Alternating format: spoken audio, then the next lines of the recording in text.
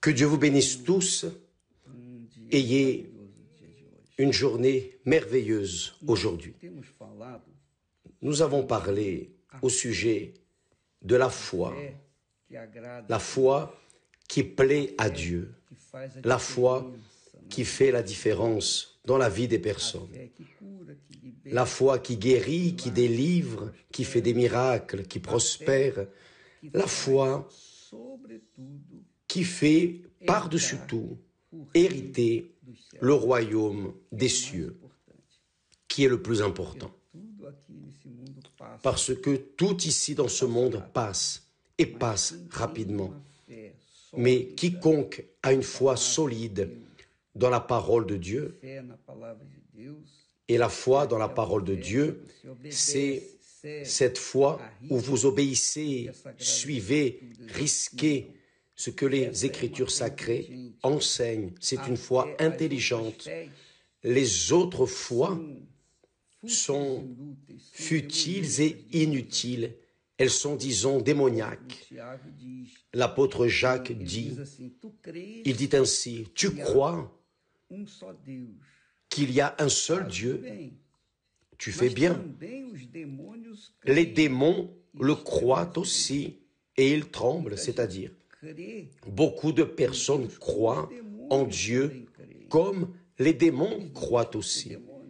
Ils ne cessent pas d'être des démons pour cela. Mais la foi qui plaît à Dieu, c'est cette foi qui est pratiquée. C'est la foi qui obéit à la parole de Dieu. C'est la foi. Nous avons dit cette semaine que les 10 lépreux ont été guéris parce qu'ils ont obéi à la parole de Jésus. Jésus a dit, va là et présentez-vous au sacrificateur au même moment où ils se sont retournés et sont allés à la rencontre du sacrificateur. Ils n'y sont pas arrivés, mais juste parce qu'ils ont commencé à marcher en direction des sacrificateurs, les 10 ont été guéris. Jésus savait que les 10 seraient guéris et qu'un seul reviendrait. Donc, celui qui est revenu pour rendre grâce à Dieu, celui qui s'est incliné devant le Seigneur Jésus, Jésus a dit, va, ta foi t'a sauvé. C'est-à-dire la foi de l'unique qui est revenu pour reconnaître le Seigneur Jésus comme son Seigneur. Celui-ci n'est pas resté seulement guéri de sa lèpre, mais il a aussi été sauvé. Tous sont morts, évidemment, mais cet unique lépreux n'est pas mort.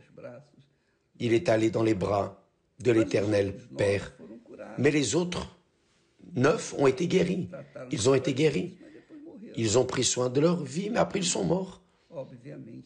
Et évidemment, ils ont perdu l'opportunité d'avoir leurs âmes sauvées. Donc, la foi qui plaît à Dieu est celle-ci, la foi qui est suivie d'obéissance, de pratique, là, à la parole de Dieu, à la parole de Dieu. Ce n'est pas une religion ou les religions. Ce ne sont pas les philosophies, non, c'est la parole de Dieu.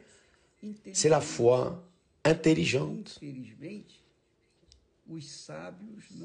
que malheureusement les sages ne comprennent pas. Les sages, les docteurs, les personnes importantes, influentes, puissantes, les riches, enfin, ils ne comprennent pas.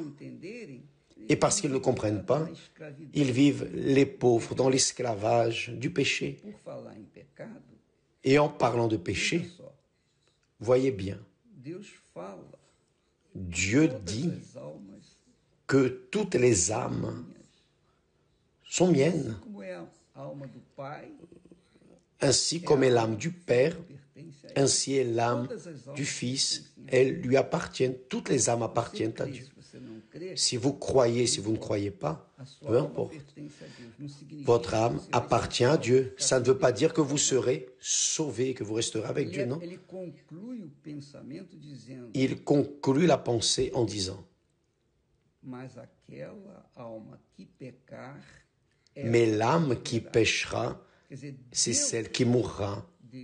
En d'autres mots, Dieu a déjà déterminé que l'âme qui péchera mourra. Mais pourquoi est-ce qu'elle meurt? Parce que elle ne veut pas se soumettre. Elle est bouc, c'est le bouc. Elle ne veut pas se soumettre à personne. C'est cette âme rebelle. C'est l'âme qui n'accepte pas de se soumettre à la parole de Dieu. Elle veut suivre ses propres principes, ses propres pensées, ses propres volontés, ses propres désirs, ses convoitises, mais qu'elle accepte ou non la parole de Dieu, qu'elle obéisse ou non à la parole de Dieu, elle appartient à Dieu et Dieu va évidemment en accord avec le résultat, en accord avec la réaction de cette âme à sa parole. Elle sera sauvée ou condamnée parce que l'âme appartient à Dieu. C'est-à-dire, vous qui me regardez maintenant, qui êtes de la gauche, qui êtes un bouc et qui rejette les Écritures sacrées comme principe, comme règle, comme discipline, vous pouvez être sûr que votre âme,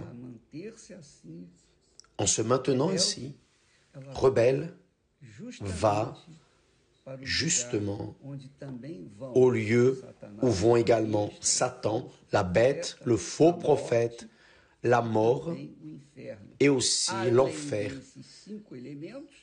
En plus de ces 5 éléments, toutes les personnes dont les noms ne sont pas écrits dans le livre de vie. Toutes ces âmes, les âmes qui rejettent, qui refusent, qui se rebellent contre la parole de Dieu, vont s'assembler au diable, à la bête, au faux prophète, à la mort, la seconde mort, et à l'enfer.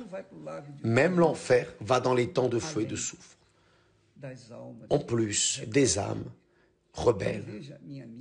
Donc, voyez mes amis,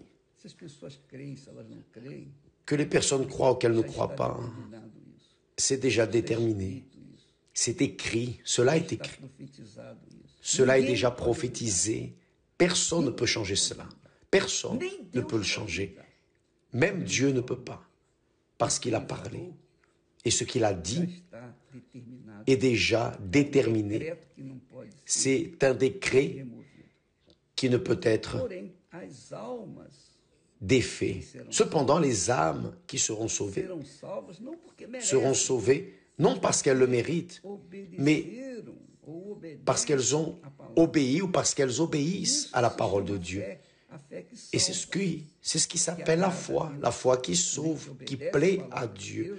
Lorsque nous obéissons à la parole de Dieu et vivons une vie appuyée sur la discipline de la parole de Dieu, alors nous hériterons le royaume des cieux comme héritage nôtre. Maintenant, pourquoi est-ce que le péché, pourquoi est-ce que l'âme qui péchera mourra? Pourquoi? Parce que le péché empêche l'action de la foi. Quand une personne est dans le péché, elle reste dans le doute. Et en doute, elle contrarie la foi. Et pour cela, dans le doute, ceux qui vivent dans l'amertume du doute ou des doutes vont descendre dans les temps de feu et de soufre, sans l'ombre d'un doute. Donc, mes amis, lorsque nous avons une foi vivante, agissante, que nous obéissons à la parole de Dieu, nous pouvons être tranquilles, nous sommes tranquilles. Pourquoi? Parce que nous avons la conscience pure. Et là, nous sommes debout dans la présence du Très-Haut. J'aimerais même vous rappeler que le mois dernier, nous avons eu en Afrique, avec des membres de la tribu des Maasai, ceux qui tuent les lions, qui affrontent les lions, ils tuent des lions. Les lions fuient parce qu'ils savent que ce sont des guerriers et qu'ils n'ont pas peur de mourir. Alors, le Maasai, une fois, était couché et a entendu un bruit, c'était la nuit. Que s'est-il passé? Il s'est levé et il est allé voir ce qui s'était passé. C'est que 3 léopards ont enlevé la vie d'une de ses brebis. Et cela est extrêmement dangereux, extrêmement nocif aux Maasai, parce qu'ils n'acceptent pas de perdre, ne serait-ce qu'une seule brebis. Qu'a-t-il fait? Il a pris sa lance, et il est allé chasser ces 3 léopards. Et il les a retrouvés à travers les traces, et il a tué les 3 léopards. Lorsqu'il est arrivé à l'église, et qu'il a dit au pasteur, il a dit, pasteur, j'ai tué 3 léopards cette nuit parce qu'ils ont volé ma brebis, ils ont tué ma brebis. Et le pasteur de l'église universelle a dit, mais tu n'aurais pas dû faire ça, tu as pris un risque à cause d'une brebis. Il a dit, évêque, au pasteur, je ne suis pas en péché. Donc si je ne suis pas dans le péché, je suis dans la foi. Donc il a donné un exemple de ce que veut dire avoir la foi en Dieu, la foi intelligente. Lorsque vous êtes dans la foi, vous n'avez pas peur. Vous n'avez pas peur d'affronter les ennemis féroces. Vous n'avez pas peur d'affronter les ennemis, d'affronter ceux qui essaient d'agresser votre foi ou votre personne. Non, parce que vous êtes dans la foi, Dieu est avec vous. Vous avez la certitude absolue, la conviction que Dieu est avec vous. Donc, c'est pour cela qu'il est nécessaire que les personnes vivent dans la foi, par la foi et de foi en foi. Dans le cas contraire, elles perdent parce que la peur fait cela. Ce qu'ils ont fait avec l'église, ils ont lancé du caca à la porte de l'église. C'est la peur, la frayeur. Ils sont désespérés parce qu'ils savent qu'ils vont perdre. Ils ont déjà perdu. C'est écrit cela. Donc, mes amis, lorsque l'on vit dans la foi, on gagne toujours parce qu'on vit en communion avec Dieu. Le Seigneur des armées, l'Éternel des armées, protège ceux qui font partie de son armée ou de ses armées. Pourquoi? Parce qu'ils vivent dans la foi, ils vivent en communion avec lui. Donc, et comment parvenez-vous à la foi? La foi, nous la recevons dans la lecture de la parole de Dieu ou en écoutant la parole de Dieu. C'est pour cela que l'Église universelle existe. Elle existe pour prêcher l'Évangile, pour stimuler la foi des personnes, pour enseigner aux personnes à vivre par la foi, de foi en foi, jusqu'au retour de notre Seigneur Jésus, qui arrive grâce à Dieu. Grâce à Dieu, il arrive. Et qui vivra, verra.